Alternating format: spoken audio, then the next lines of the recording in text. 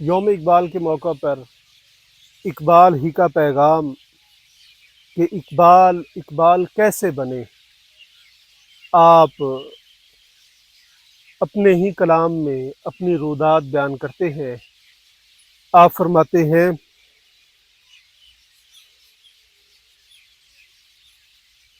حدیث دل کسی درویش بے گلیم سے پوچھ، حدیث دل کسی درویش بے گلیم سے پوچھ، خدا کرے تجھے تیرے مقام سے آگاہ۔ کہ اگر تو اپنا مقام اور مرتبہ پہچاننا چاہتا ہے تو پھر کسی مرد کلندر کی بارگاہ میں حاضر ہو جا، وہ تجھے تیرا مقام اور تیرا مرتبہ جو ہے وہ بتائے گا، اور تو پھر اس سے پہچان حاصل کرے گا کہ اللہ رب العزت نے تجھے کیا مقام اور مرتبہ عطا فرمایا ہے۔ آپ دوسری جگہ پہ ارشاد فرماتے ہیں، آپ فرماتے ہیں نہ تخت و تاج میں نہ لشکر و سپاہ میں ہے، نہ تخت و تاج میں نہ لشکر و سپاہ میں ہے، جو بات مرد کلندر کی بارگاہ میں ہے۔ کہ وہ چیز نہ تو انسان جاہ و جلال، مرتبے، حکومت، پیسے، دولت، علم، کسی جگہ سے وہ چیز انسان حاصل نہیں کر سکتا جو چیز انسان کسی درویش کی بارگاہ میں بیٹھ کے حاصل کرتا ہے، کیونکہ درویش جو ہے وہ دل کو صاف کر کے اس کے اندر اللہ رب العزت کی جو نورانیت ہے وہ بوتا ہے، اور اس کی بوئی ہوئی وہ کھیتی اللہ رب العزت جب پروان چڑھاتا ہے تو پھر اس سے نور کی شعائیں نکلتی ہیں۔ اسی وجہ سے رومی فرماتے ہیں صحبت سالے تورا سالے کند، نیک بندے کی صحبت تجھے نیک کر دے گی، صحبت طالے تورا طالے کند، برے بندے کی صحبت تجھے برا کر دے گی۔ میاں محمد بخش رحمۃ اللہ تعالی علیہ آپ پنجابی میں فرماتے ہیں چنگے بندے دی صحبت یارو جویں دکان اتاراں، برے بندے دی صحبت یارو جویں دکان لوہاراں۔ اسی طرح سے آپ نے فرمایا ہے کہ نہ تخت و تاج میں نہ لشکر و سپاہ میں ہے، کہ تم یہ دنیاوی تعلقات، بڑے بڑے لوگوں کے ساتھ اٹھنا بیٹھنا اور بڑے بڑے ڈیروں میں جا کے تم جو بیٹھ رہے ہو،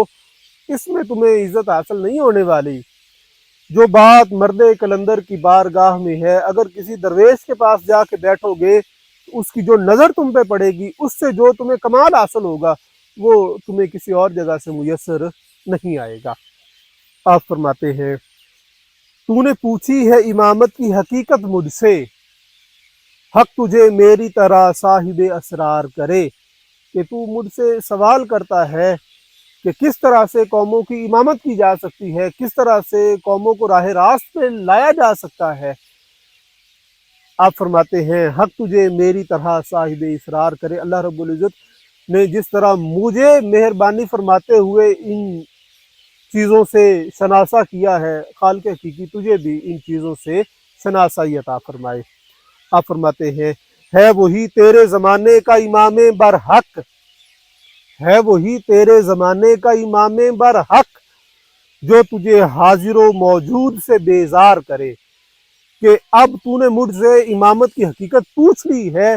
تو تیرے زمانے میں امام تیرا وہ ہونا چاہیے، تیرا راہبر وہ ہونا چاہیے، تیرا آئیڈیل وہ ہونا چاہیے جو تجھے دنیا کی بے ثباتی کا درس دے، کہ جو چیز بھی تیرے پاس ہے اس کا کوئی فائدہ نہیں ہے اور یہ فانی ہے، اور تو اس سے دل لگانے کی بجائے اللہ رب العزت کی بارگاہ میں پیش ہو اور اس کے ساتھ دل لگی کر۔ آپ فرماتے ہیں کہ جب وہ تجھے حاضر و موجود سے بیزار کر کے اللہ رب العزت کی بارگاہ میں لے جائے گا تو وہ تجھے بیدار کر دے گا، اور اس کی بیداری ایسی بیداری ہوگی جو زندہ و جاوید ہوگی۔ آگے آپ فرماتے ہیں موت کے آئینے میں دکھا کر رخ دوست، کہ سارے تجھے موت سے ڈراتے ہیں کہ موت نہیں، مرنا نہیں، فوت نہیں ہونا، مرنا نہیں ہے، موت سے ڈراتے ہیں، لیکن وہ عارف باللہ، وہ صوفی، وہ بزرگ تجھے موت کے اندر تیرے محبوب کا چہرہ دکھائے گا، وہ تجھے سمجھائے گا کہ موت کے بعد نبی مکرم صلی اللہ علیہ وآلہ وسلم کا دیدار ہے۔ موت ایک پل ہے جو محب کو محبوب کی طرف لے کے جاتی ہے۔ وہ تجھے بتائے گا کہ موت کا جو پردہ ہے جب یہ اٹھے گا تو پھر اس کے بعد تو اللہ رب العزت کی بارگاہ سے انوار و تجلیات کے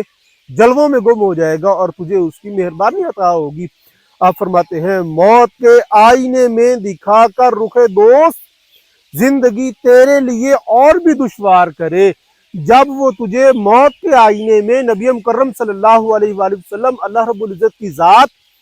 کے جلوے دکھائے گا اور اس کی پہچان کروائے گا، پھر تیرے لیے زندگی کے باقی ایام گزارنے مزید مشکل ہو جائیں گے کہ تو ہر وقت اسی طلب میں، اسی تڑپ میں رہے گا کہ وہ کون سا وقت آئے، وہ کون سا لمحہ ہو کہ میں اللہ رب العزت کی بارگاہ میں پیش ہو جاؤں اور اس کی بارگاہ سے میں اس کی زیارت کروں، نبی مکرم صلی اللہ علیہ وآلہ وسلم کا دیدار حاصل کروں اور اللہ رب العزت کی ذات کے ساتھ جا کے میں مل جاؤں۔ آپ فرماتے ہیں دیکھ احساس زیاں تیرا لہو گرم کرے کہ جو تو وقت ضائع کر رہا ہے لہو و لعب میں، کھیل تماشے میں۔ اللہ رب العزت نے خود فرمایا ہے وَمَا الْحَيَاةُ الدُّنْيَا إِلَّا لَعِبٌ وَلَهْوٌ کہ دنیا صرف اور صرف کھیل اور تماشے کے علاوہ اور کچھ نہیں ہے، اور وہ تجھے اس چیز کا احساس دلائے کہ تو یہ جو کھیل اور تماشے میں لگا ہوا ہے یہ تو اپنا وقت ضائع کر رہا ہے۔ آپ فرماتے ہیں فقر کی سان چڑھا کر تجھے تلوار کرے، تجھے وہ فقر سکھائے، تجھے وہ درویشی سکھائے، تجھے وہ قناعت سکھائے، تجھے وہ دنیا سے بے رغبتی سکھائے اور ایسی سکھائے کہ تو ایک تلوار بن جائے، جو تیرے سامنے آئے کٹ کے رہ جائے اور تو اللہ رب العزت کا وہ مومن تیار ہو جس کے بارے میں اقبال فرماتا ہے ہر لحظہ ہے مومن کی نئی آن نئی شان، گفتار میں کردار میں اللہ کی برہان کہ ہر لمحہ ہر لحظہ مومن ایک نئی شان کے ساتھ دنیا میں ظاہر ہوتا ہے۔ اس کا بولنا، اس کا چلنا، اس کا پھرنا، اس کا کردار بین ہی قرآن ہوتا ہے۔ آپ فرماتے ہیں دیکھ احساس زیاں تیرا لہو گرم کرے کہ وہ تجھے وقت ضائع کرنے کا احساس دلائے اور تجھے فقر کی سان کے اوپر چڑھا کے تجھے تلوار کر دے کہ جو بھی چیز تیرے سامنے آئے وہ ختم ہو جائے اور ساری چیزیں تیرے لیے ہیس ہوں، صرف اور صرف ایک خالق حقیقی اور تو اور اس کے نبی مکرم صلی اللہ علیہ وآلہ وسلم کی ذات، بس اس کے علاوہ تیرے لیے اور کوئی سامان باقی نہ رہے۔ آپ فرماتے ہیں سرم کدا ہے جہاں اور مرد حق ہے خلیل، یہ جہان بت خانہ ہے اور جو مومن ہے وہ حضرت خلیل علیہ السلام، حضرت ابراہیم علیہ السلام کی مانند ہے۔ جس طرح سے وہ باطل سے منہ موڑ کے حق کی طرف جانے والے تھے، اسی طرح سے اس بت خانہ جہان میں مومن جو ہے وہ باطل سے منہ موڑ کے حق کی طرف جاتا ہے۔ آگے آپ فرماتے ہیں یہ نکتہ وہ ہے کہ پوشیدہ لا الہ میں ہے، یہ بات جو میں نے تجھے کہی ہے کہ یہ جہان بت کدا ہے اور تو حضرت خلیل علیہ السلام کی سنت پہ چلتے ہوئے باطل سے منہ موڑ کے حق کی طرف جانے والا ہے، یہ لا الہ الا اللہ کے اندر بات چھپی ہوئی ہے۔ جب تو لا الہ الا اللہ کہتا ہے کہ اللہ کے سوا کوئی معبود نہیں تو ہر ایک چیز کی نفی ہو جاتی ہے، اور شیخ اکبر محی الدین ابن العربی کا وہ نکتہ جسے وحدت الوجود کا نام دیا جاتا ہے، آپ فرماتے ہیں لا موجود الا اللہ، اللہ کے سوا کسی چیز کا وجود ہے ہی نہیں۔ آپ فرماتے ہیں بس جب تیرے اوپر وہ نکتہ ظاہر ہو جائے گا پھر تو حضرت خلیل علیہ السلام کی طرح مومن ہو جائے گا، اور ایسا مومن ہوگا جو باطل سے منہ موڑ کے حق کی طرف راغب ہونے والا ہوگا۔ آپ فرماتے ہیں کہ یہ ساری کی ساری چیزیں، یہ سارے کے سارا علم، یہ فقر کی باتیں، یہ نصیحت آموز معاملات جو میں تمہیں بیان کرتا ہوں اور یہ میرے اوپر مالک کریم کی مہربانی یہ کیسے ہوئی ہے؟ آپ فرماتے ہیں میں بھی کسی اللہ والے کی صحبت میں بیٹھا ہوں۔ آپ فرماتے ہیں صحبت پیر روم سے مجھ پر ہوا یہ راز فاش، صحبت پیر روم سے مجھ پر ہوا یہ راز فاش کہ مولانا جلال الدین رومی کی بارگاہ سے